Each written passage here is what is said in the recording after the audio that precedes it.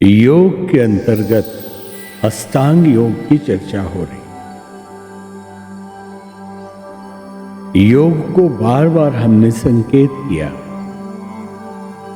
कि जीव और ब्रह्म का मिलन, भक्त और भगवान का मिलन, आत्मा और परमात्मा का मिलन ही वास्तव में योग है। जिस प्रक्रिया से भी ईश्वर मिल जाए, हमने वही नाम उस योग का दे दिया। न जाने कितने नाम, लय योग, प्राण योग, कुंडलिनी योग, अजपा योग और भी नाम, ज्ञान योग, भक्ति योग, सबका आधार यही है कि जिससे हम अपने आप तक पहुंच जाए, जिससे हमें मूल तत्वों का बोध हो जाए, संसार का भ्रम मिट जाए। इसीलिए फिर से हम आपको दोहरा रहे हैं कि योग दर्शन का जो पहला सूत्र है, आप कहेंगे पहला नहीं, ये दूसरा है, लेकिन ज्ञान की दृष्टि से उसे पहला ही माने। योगश्चित्त वृत्ति निरोधा, चित्त की वृत्तियों का निरोध ही योग है।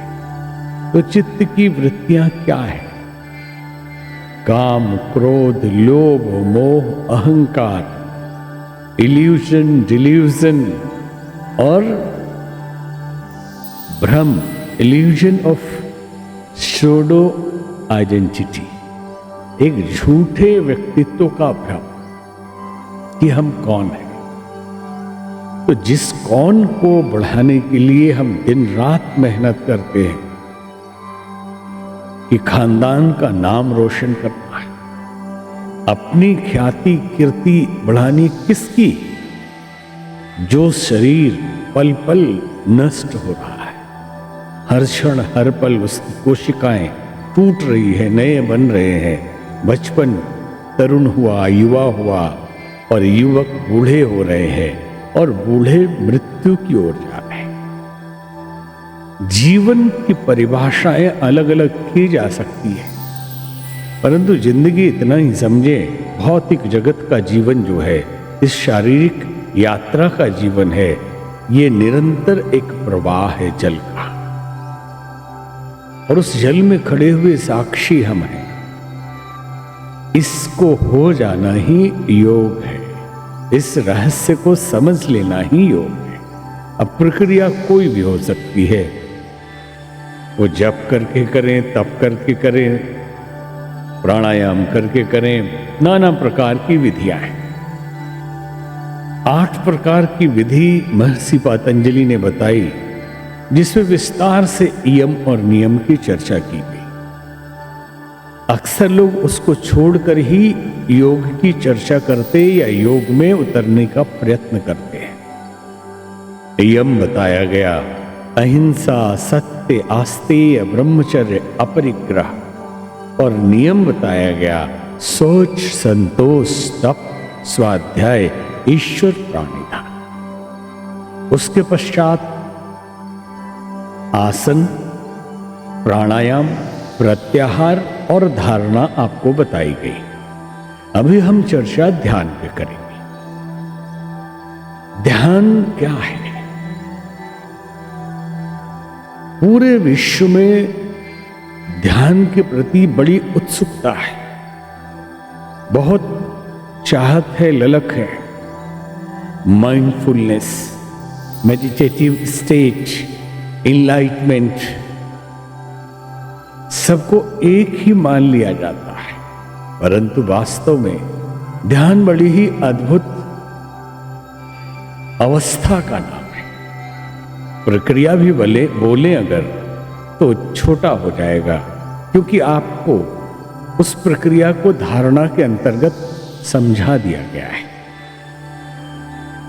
तो ध्यान को बड़ी सरल भाषा में आप समझने की कोशिश करें कि meditation is gateway of samadhi, and samadhi is solution of all problems in this world. ध्यान ही समाधि का द्वार है, गेट है, और समाधि ही जिंदगी का समाधान है। तो ये ध्यान है क्या? सांसों पे मन को लगाना, कुछ करना कराना, ये सब धारणा के अंतर्गत बताया गया है। बस यहां इतना समझ लें कि सांसों को देखना भी ध्यान के अंतर्गत आता है, ध्यान की अवस्था नहीं। जब हम उस अवस्था में पहुंचते हैं तब वो ध्यान बनता है। ध्यान अगर सांसारिक रूप में देखें तो जिंदगी के हर पहलू, हर क्षण, प्रतिपल, हर अवस्था में जहां भी जैसे भी हम हैं, जागृत हो जाना ही ध्यान है। अगर हम भोजन कर रहे हैं और भोजन पे ही हम टिके हुए हैं और उसका आनंद पूरा पूरा ले रहे हैं, स्वाद का आनंद, भोजन के पौष्टिकता का आनंद, उस भोजन का आनंद, तो हम ध्यान में हैं।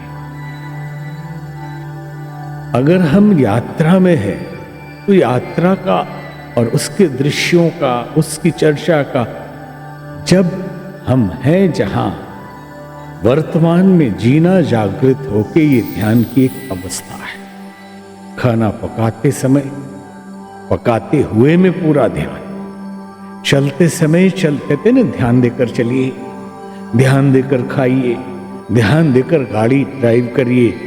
ये ऐसे ही अनायास ध्यान शब्द यहां प्रयोग नहीं किया जाता। यूं तो ध्यान बड़ी अवस्था का नाम है जिसका वर्णन हम करेंगे। अभी उसके रूट प्रारंभ से हम कर रहे हैं कि पहले ध्यान को इस रूप में समझे कि बिना कुछ किए जिंदगी में हम ध्यान में कैसे होते हैं। अगर बैठे हैं तो ठीक से बैठने का ध्यान, मतलब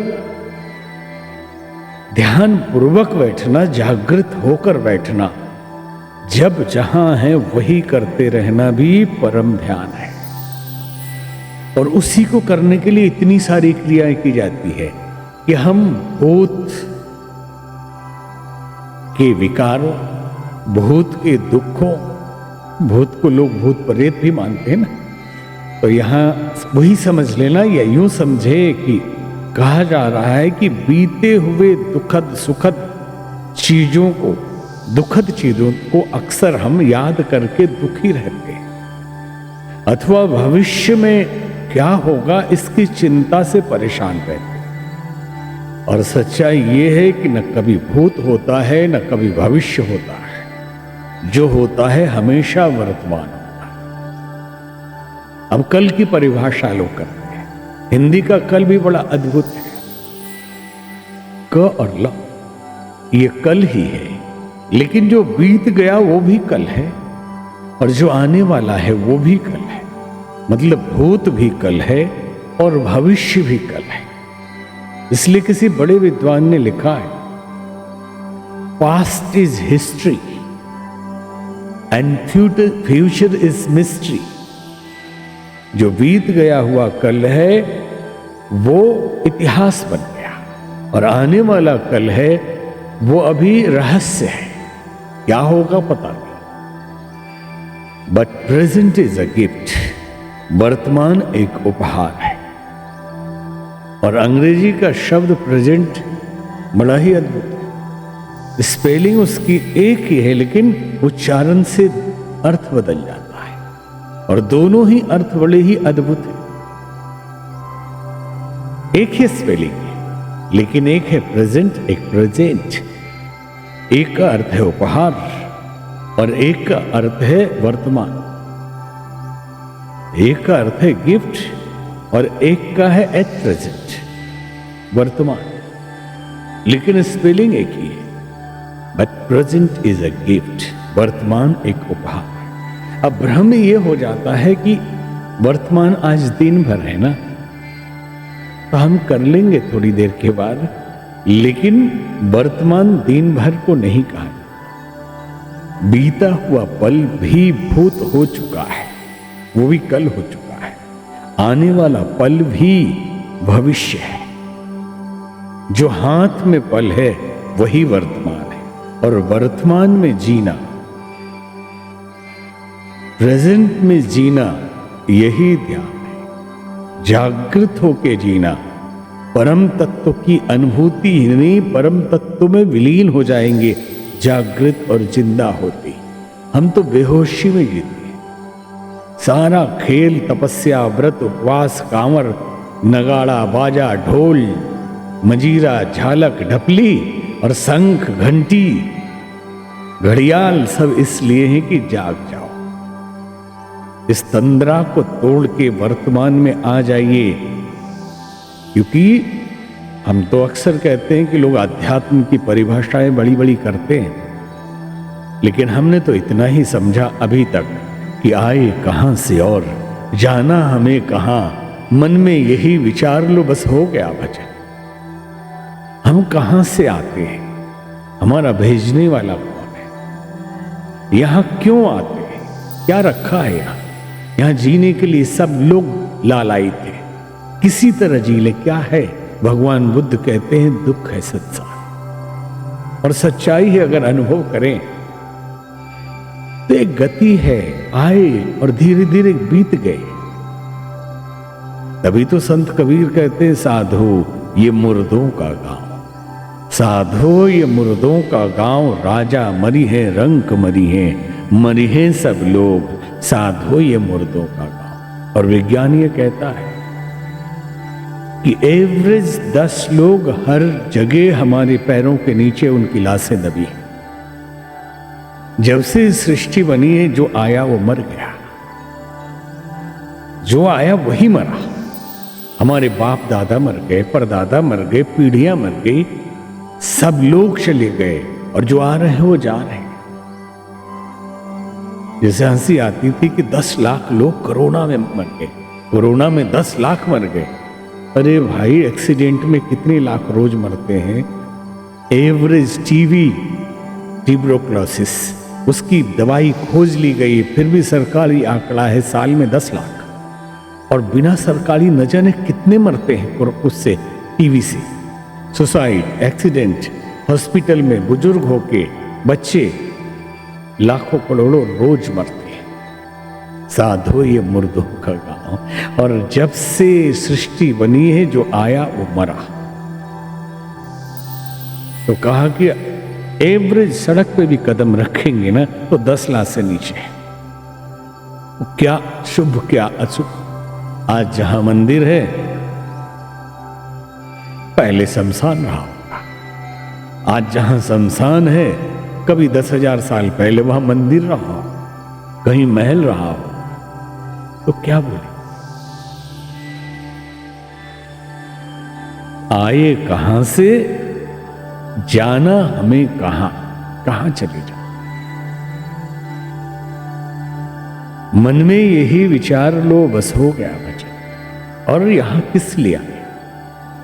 सुई लगा दे तो दर्द होता है, बुखार लग जाए तो दर्द होता है, पेट में गड़बड़ी हो गई तो तकलीफ होता है, कोई भावनात्मक रूप से कुछ बोल दे, ठेस लग जाए मन में तो दर्द होता है। यह तो दर्द ही दर्द है।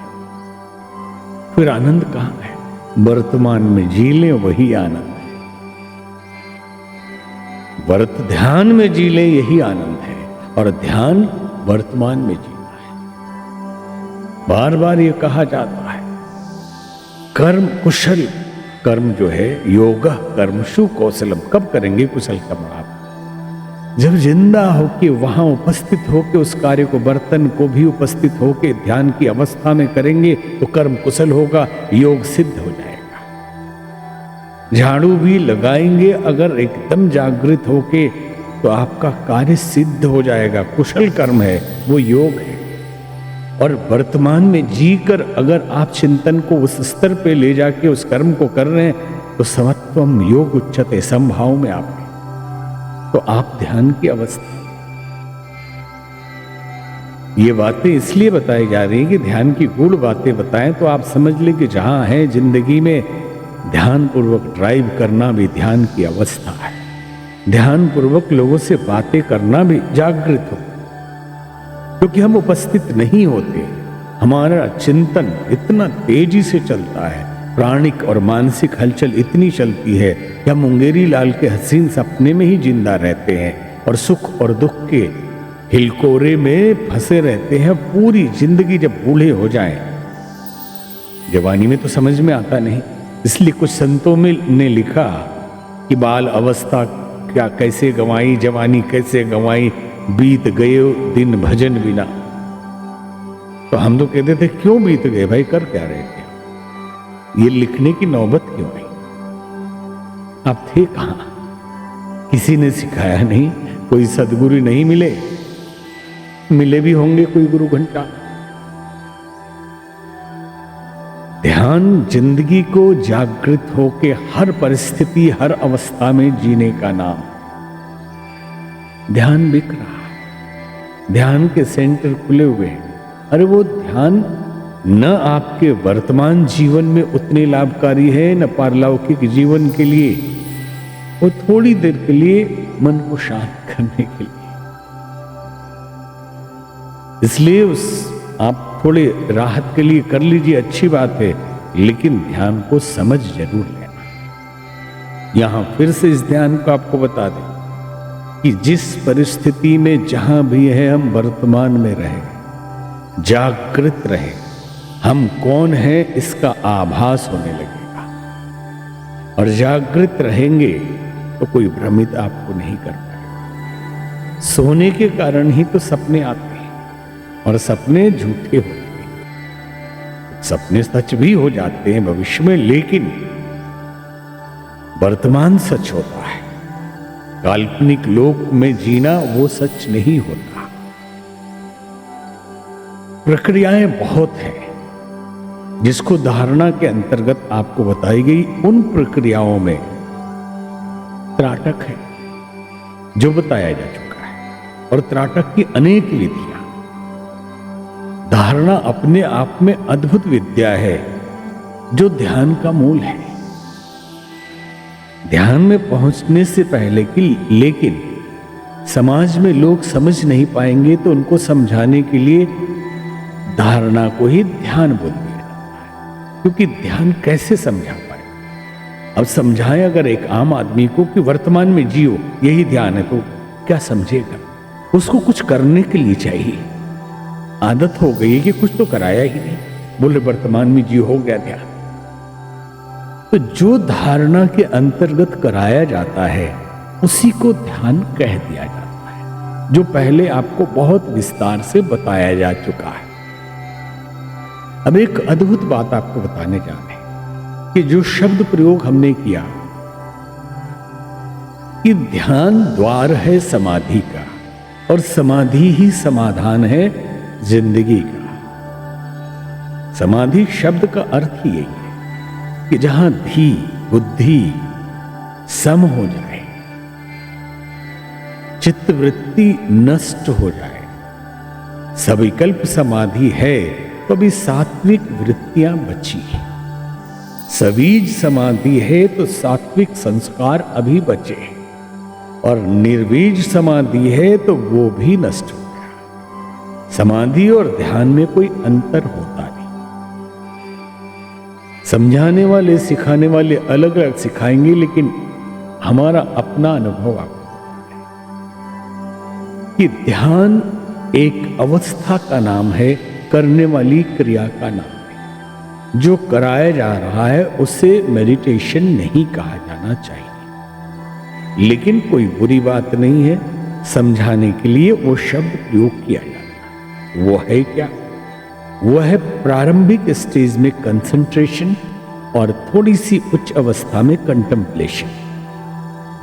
वो धारणा की ही प्रक्रियाएं हैं। कुछ भी जब हम करेंगे तो करने में आ जाएगा, और ध्यान करने की चीज है ही नहीं। ध्यान एक अवस्था है, जीने की चीज। ध्यान छत है, सीढ़ी पर चढ़ेंगे हम तो चढ़ना अलग चीज है, और जब पहुंच गए उस जगह का नाम ध्यान है। और पहुंचे हुए ही रह गए कुछ दिनों तक, कुछ घंटों तक, वही समाधि है। तो ध्यान को बड़े बारीकी से समझिए कि अवस्था क्या है। अवस्था है, कैसे पकड़ेंगे कि व्यक्ति ध्यान। संयोग से हमें एक शोध संस्थान में बहुत दिनों तक काम करने का अवसर मिला। आज जो विज्ञान बहुत तरह के ब्रेन के ऊपर, माइंड के ऊपर, ब्रेन वेव्स के ऊपर काम कर रहा है, साइबर विजन सिस्टम पे या न्यूरोप्लास्टिसिटी पे, 25-30 साल पहले इन सब चीजों पे हमें काम करने का अवसर मिला। भले ही उसके पेपर पब्लिश हुए नहीं हुए वो अलग विषय है। तो ध्यान एक अवस्था है। सारी प्रक्रियाएं आपको अभी समझ में आ जाएगा। तो कैसी अवस्था है पता, उस समय आते थे एक से एक कुंडलिनी जागृत, मशीनों में जांच दीजिए हमारी कुंडलिनी जागृत है। हम समाधि में गए हुए पुरुष हैं, कोई नहीं मिला। जितने लोग आए बस वक्तव्य, कुछ किताबों की श्लोकों की बातें याद है, आभा मंडल बनाया हुआ है, शिष्य बहुत आए साथ में, लेकिन मशीन के पैमाने पे खरा नहीं उतरे। तो कहने वाले कह सकते हैं मशीन ध्यान की अवस्था बताएगा। हाँ बताएगा, कैसे बताएगा वो आप। ध्यान के अंदर के भावनाओं को नहीं बताएगा मशीन। ध्यान वो वेव्स जरूर बताएगा कि अल्फा है कि बीटा है कि गामा है, ये तो मशीन बताएगा। ध्यान की अनुभूति की अवस्था को नहीं बताएगा, बाहरी प्रक्रिया को जरूर बताएगा। कैसे ध्यान की अवस्था क्या है, ये विषय संभवतः आपसे किसी ने चर्चा की हो या न की हो। एक से एक ध्यानी अनुभवी भारतवर्ष में हुए हैं और आज भी हैं। संभव है कि कोई ज्ञानी आपको मिल गया हो अथवा गुप्त है, फिर भी हमारी कोशिश है कि आप तक वास्तविक चीजों को पहुंचाएं। ध्यान एक ऐसी अवस्था का नाम है जिसमें शरीर स्थिर हो जाता है। शरीर स्थिर का मतलब है 10 घंटे भी एक अवस्था में वो बैठा है तो उसको भान ही नहीं शरीर बैठा है या लेटा है। शरीर स्थिर, कोई झंझनाहट नहीं, कोई शून्यपन नहीं, पता ही नहीं उसको। किसको पता नहीं? क्योंकि मन ही नहीं बचा है। शरीर स्थिर, मन विचारों से पार, नीरव, विचार ही नहीं बचा है। तो किसको पता चलेगा कि स्थिर है? स्थिर सांस की गति सम, सांस ले रहे हैं या नहीं इसका भी होश नहीं। अगर आप जाके कोई ध्यानी ध्यान की अवस्था में बैठा हो और अगर आप जांचें तो आपको लगेगा सांस ही नहीं ले रहा है, इसका तो सांस रुका हुआ है। धड़कन चलती दिखाई देगी और समाधि में चाहे तो धड़कन भी रोक ले, धड़कन चलती रहेगी, सांस रुका हुआ महसूस होगा। तो ये 3 अवस्था है। तो इस 3 अवस्था में 3 चीजें हैं। शरीर स्थिर मतलब एक शरीर चाहिए, एक शरीर है, फिजिकल बॉडी। और सांस की गति सम मतलब प्राण भी है, सांस है, कुछ है ऊर्जा का जो आदान प्रदान हो रहा है, जिसके आने जाने से पता चल रहा है ये आदमी जिंदा है। और मन नीरव मतलब मन भी है इसके पास। तो 3 चीजें क्या क्या है? शरीर, प्राण और मन। बहुत बारीकी से समझ लीजिएगा, सरल भाषा में बताया जा रहा है, शायद किसी पुस्तक में भी ना मिले। शरीर, मन और प्राण, तीनों का एक दूसरे से बहुत गहरा संबंध है। एक पर आघात पहुंचाएंगे तो दूसरा प्रभावित हुए बिना नहीं रहेगा, और दूसरे पर आघात पहुंचाएंगे तो पहला भी प्रभावित हो जाएगा और उधर वाला भी प्रभावित हो जाएगा। जैसे शरीर, मन और प्राण, यही 3 है। आप शरीर में एक तमाचा, एक चाकू से थोड़ा सा वार करिए, तकलीफ किसको? शरीर को केवल होना चाहिए था ना। मन दुखी हो जाएगा, आंखों से आंसू आने लगे, आंसू शरीर में आ रहा है, लेकिन दुखी कौन है? मन है। और आपकी ऊर्जा गिरने लगेगी, प्राण घटने लगेगी, आप थके हारे। कुछ भी ऊपर आघात हुआ, किसको मारा गया? शरीर को मारा गया। अब इसको छोड़, आप सीधे सीधे किसी के मन को मार दीजिए। तो मन को मारने का उपाय क्या है? बस बोल दीजिए आपके किसी प्रियजन का एक्सीडेंट हो गया है, बस इतना सा झूठ बोलिए कि बहुत तगड़ा एक्सीडेंट हुआ है, संभावना क्या है ये पता नहीं। आप बिना विश्लेषण किए तुरंत कहेंगी कहां है, किस हॉस्पिटल में, कैसे हुआ? बीपी हाई, सांस की गति तेज। पहला शरीर पे आघात किया, मन दुखी हुआ और प्राण घटने लगा। दूसरा मन पे आघात किया, शरीर पे इफेक्ट हो गया, बीपी हाई होने लगा और सांस की गति तेज हो गई, प्राण घटने लगा। सांस और प्राण तब हमारे पास अधिक होते हैं जब हम लिमिटेड सांस लेते हैं, बहुत कंट्रोल से सांस लेते हैं, गहरी सांस लेते हैं। क्रोध की अवस्था में सांस की गति बिगड़ जाती है, बहुत तनाव की अवस्था में सांस की गति बिगड़ जाती है। और गहरी सांस ले रहे हैं मतलब चित्त शांत हो रहा है। तो जैसे ही एक विचार केवल दिया गया ना, वो विचार जाते ही सांस बिगड़ी, ब्लड प्रेशर हाई हुआ तो फिजिकल बॉडी में हाई हुआ, और इधर आपका प्राणिक शरीर भी डिस्टर्ब हो गया। अब तीसरा, किसी भी तरह प्राण पे आघात करते। अब कोई बोले जादू टोना होता है या नहीं होता है, अलग विषय है। तंत्रों का प्रयोग होता है या नहीं होता, ये भी अलग विषय है, इस पे चर्चा अभी नहीं कर रहे। लेकिन हमने ये प्रयोग होते बाल्यकाल में ही देखा है, मारण प्रयोग होते देखा है, स्तंभन प्रयोग होते देखा है, और ये आघात सारे प्राण पे किए गए। इसलिए कमजोर प्राण वाले जल्दी प्रभावित हो।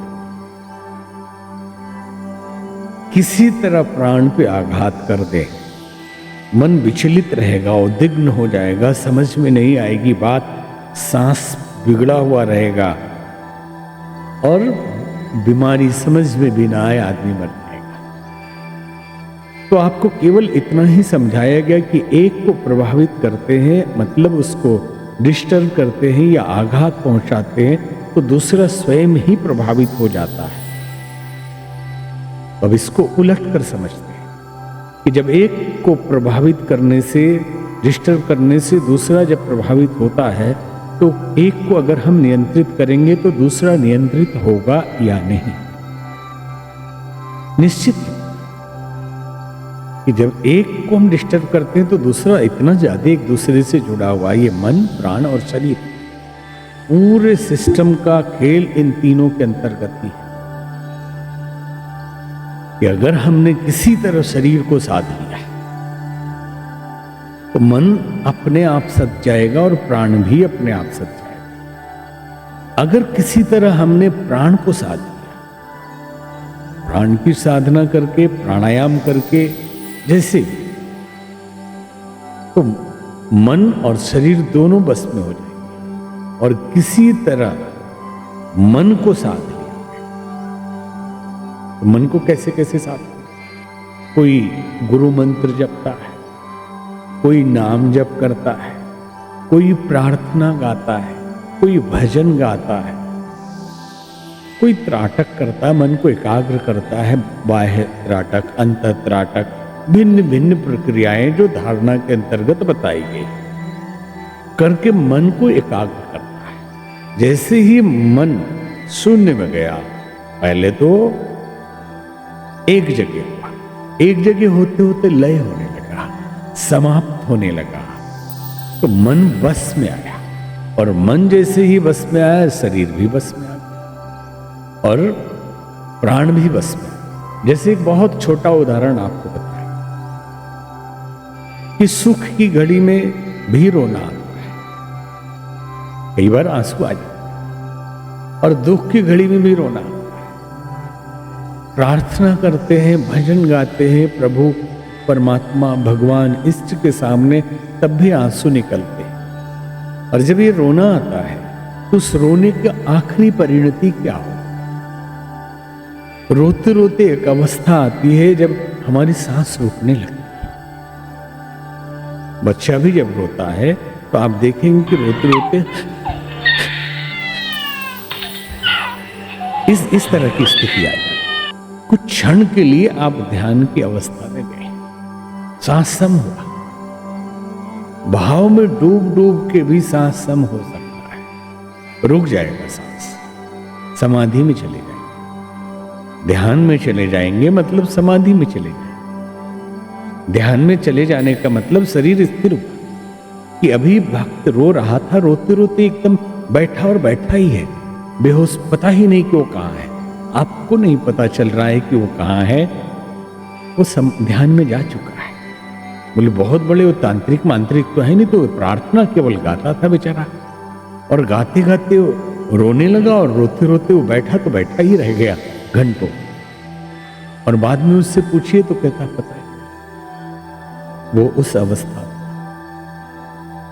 अब शोध की जहां तक चर्चा हो रही थी तो शोध संस्थान में बहुत विधियां थी। अल्टरनेटिव मेडिसिन पे शोध था, यज्ञोपैथी पे शोध था, मनुष्य के व्यक्तित्व पर शोध था, मंत्रों का प्रभाव, यहां तक कि सभी साधनाओं का, विधियों का, ध्यान का, योग का, सबका प्रभाव किस पे? मन, प्राण और शरीर पे। इसलिए वहां 3 डिपार्टमेंट है, जिसमें एक मन को जांचने के लिए अब इलेक्ट्रोफिजियोलॉजिकल या जो बोलिए, जो ब्रेन को नापते थे, जिसमें ईईजी, अल्फा ईईजी, ये सब चीजें की जाती थी। फिर मानसिक मन की दूसरी अवस्था को जांचने के लिए memory, strictness, reaction time, EQ, IQ. ये इसलिए बता रहे हैं कि कई बार लोगों को भ्रम हो रहा होगा कि एक साधु बता रहा है तो कितना साइंटिफिक होगा। तो भ्रम को अपने मन से निकाल, ये बचपन में हम करते हैं। फिर प्राण के लिए क्या कर सकते हैं? दूसरा कोई उपाय नहीं, मशीन है, बस वाइटल कैपेसिटी और टाइडल वैल्यू, उसको नापने के लिए मशीन है। शरीर को कैसे मापेंगे? तो ईसीजी करके, ईकेजी करके और पैथोलॉजिकल ब्लड की टेस्ट करके। उसमें कोई फर्क आ रहा है? जमीन आसमान का फर्क साधना के पहले की तुलना में साधना के बाद में होगा। तो यहां केवल संकेत हम आपको करना चाह रहे हैं कि ध्यान की अवस्था में आप जाइए, धारणा की विभिन्न विधियों के माध्यम से, जिसको ध्यान आज कहते हैं लोग। वो ध्यान ही है ऐसा मान लीजिए, कोई बुरी बात नहीं। लेकिन इतना जरूर ध्यान रखना, यहां भी ध्यान रखने की बात कह रहे हैं कि ध्यान की अवस्था तक वही पहुंच पाता है जिसने योग के बाकी चीजों को सिद्ध किया है। यम और नियम जिसका सधा हुआ है, सहज समाधि में। साधु के लिए तभी तो कहा जाता है, कहते थे आदि जगद्गुरु शंकराचार्य, साधु के लिए निद्रा समाधि स्थिति, वो सोने जाता है तो समाधि में होता है और दिन भर का कार्य उसका ध्यान होता है। ध्यान के ऊपर की अवस्था समाधि है ना, तो दिन भर जो भी कर रहा जागृत होकर कर रहा है, इसलिए वो साधु है। कहते हैं साधु और असाधु में फर्क क्या है? वो गेरुआ पहने हुए है या जटाजूटधारी है या कमंडल लिए हुए है, गृह त्यागी है या रुद्राक्ष पहने हुए है इसलिए साधु है, और ये सफेद कपड़ा पहने हैं या पीत वस्त्र में इसलिए साधु नहीं है, या वो बिना शादी वाला है इसलिए साधु है, और ये शादी कर चुके इसलिए साधु नहीं। जागा हुआ साधु है और सोया हुआ असाधु है। भगवान महावीर से किसी ने पूछा कि साधु और असाधु में फर्क क्या है, तो उन्होंने यही कहा, क्योंकि ध्यान के वर्णन करने से पहले हमने यही से शुरू किया कि परम जागृति की अवस्था, हर कार्य के लिए वही जीना, यही ध्यान है। तो साधु ध्यान में होता है, जाग गया तो जिंदा है, और जिंदा है वो साधु है, वो संवेदनशील होगा, करुणा, ममता, प्रेम, सारे सद्गुणों से भरा हो और माया के इस जाल से ऊपर दृष्टा भाव में जी रहा हो। तो भगवान महावीर से पूछा कि साधु कौन और असाधु कौन? तो उन्होंने कहा सुत्ता असाधु, जो सोया हुआ है, होश में ही नहीं। वो कंप्यूटर की तरह उठता है, नहाता है, खाता है, पूजा भी कर लेता है, ऑफिस भी चला जाता है, गाड़ी भी चला लेता है, उसको खुद पता नहीं कि हो क्या रहा है। आ भी जाता है, बच्चों के साथ घूमने भी चला जाता है। पूछिए कि आपको कुछ याद है? बोले कि गए थे, होश में ही नहीं। सुत्ता असाधु, असुत्ता साधु, जो नहीं सोया हुआ है वो साधु है। इसके लिए मतलब ध्यान की अवस्था में जो है वो साधु है। तो गोस्वामी जी लिखते हैं कि मोह निशा सब सो अनिहारा, देखिए सपन अनेक प्रकार। मोह की रात्रि में सब सोए हुए हैं और अनेक प्रकार के स्वप्न देख रहे हैं। तो पूछा ये कौन बता रहा है? निषाद राज को लक्ष्मण जी उपदेश दे रहे। तो निषाद ने पूछा कि फिर जागा हुआ किसको मानेंगे जब सब सोए हुए? तो क्या कहते हैं, जानिए जीव तबहि जग जागा। इस जगत में जीव जागा हुआ है तभी जानो, जब सब विषय विलास विरागा, जब सब विषय वासनाओं में दृष्टा हो गया, साक्षी भाव से केवल उपयोग करता है, आसक्त नहीं होता है, वैराग्य हो गया है, तो जानिएगा ये जीव जाग गया है, मतलब ये साधु। अभी इसी को भगवान कृष्ण ने गीता में कहा था, या निशा सर्वभूतानाम तत्स्याम जागृति संयम। जब सारी दुनिया सोती है तो संयमी जागता। तो ध्यान की चर्चा कर रहे थे। बहुत बातें हैं, लेकिन करने जैसी जितनी है वो सब धारणा है, करना चाहिए। और बहुत विधियां आपको धारणा के अंतर्गत ध्यान की ही बताई गई है, लेकिन फर्क मानसिक रूप से ही सही आप समझ लेना कि धारणा करने की वस्तु है, ध्यान होने की वस्तु है। ध्यान से गुजरने का है और धारणा करने का है। तो जो कुछ भी कराया जा रहा है वो सब धारणा है। और समाधि घंटों इस ध्यान की अवस्था में, किस अवस्था में?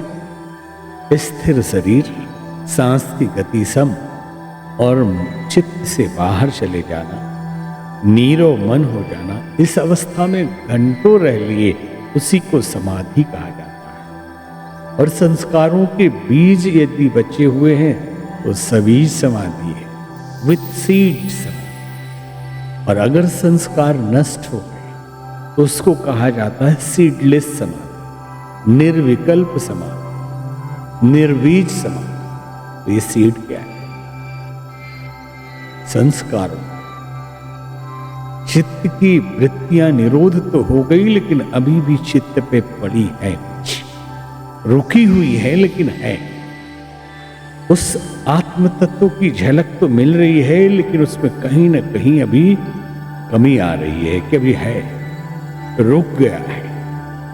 चित्त वृत्ति निरोध हो चुका है, लेकिन वृत्ति है अभी। कैसे वृत्ति? स्थिर वृत्ति है। इसको ऐसे समझे इन संस्कारों को कि चने को, भले ही सूखे चने को आप घर के किसी कोने में रख दीजिए और हवा पानी लगे तो उसमें अंकुरण आ जाएगा। और आम आदमी सोचेगा रखा ये कैसे फिर से हो जाएगा, मिट्टी नहीं दिया, खेत में बोया नहीं, पानी नहीं डाला, खाद नहीं डाला, फिर भी ये कैसे उग जाएगा? छोड़ देंगे तो उग जाएगा। अगर उसी चने को भून देंगे अग्नि पे, आप कढ़ाई में डाल के या उसमें भून दीजिए, फिर उसके बाद वो अंकुरण आने ही। तो तपस्या की अग्नि में, ध्यान की उस अवस्था में संस्कारों को भून के जलाया जब जाता है और चित्त शुद्ध होकर स्वर्ण कुंदन बन जाता है और मौलिक अवस्था में जीव जब पहुंचता है यही योग है। अष्टांग योग के अंतर्गत 8 ब्रांचेज या 8 शाखाएं आपको बताई गई। तो आप करिए ध्यान, लेकिन अगर नहीं भी कर पाते तो जियो ध्यान। बहुत